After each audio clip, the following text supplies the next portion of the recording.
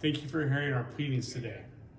On August 19th, 2022, the Dixon Fire Department was dispatched to a residential structure fire at 614 May Street. The engine companies responded and arrived to find heavy black smoke coming from the eaves and the roof vents.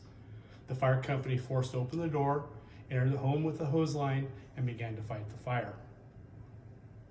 While operating the hose line to extinguish the fire, the residents came home and told them that nobody was at home. At that point, the fire was knocked down. The fire companies discovered what they thought was the area of origin around the television. All but the last company that was on scene took up and left, and that was that company's cleaning up their engine, and the fire company captain was doing paperwork. They got dispatched to another residential structure fire 3 blocks away. They were the first into that fire where they effected a rescue of a young child that was trapped in that fire. They did leave the scene of the first fire before the fire investigator arrived.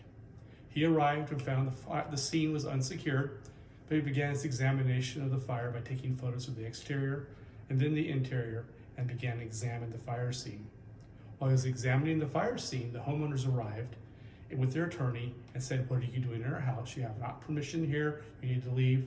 And the attorney started saying that anything you find will not be admissible in court because you violated my client's Fourth Amendment rights.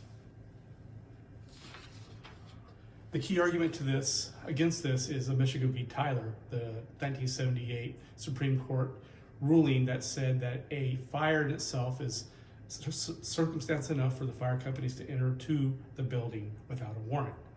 And while they're in that same building, they can conduct an investigation and collect evidence of arson that is in plain view.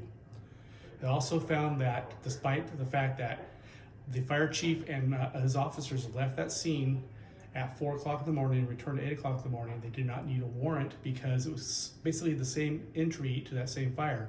It was only delayed because of the poor visibility and the time of day.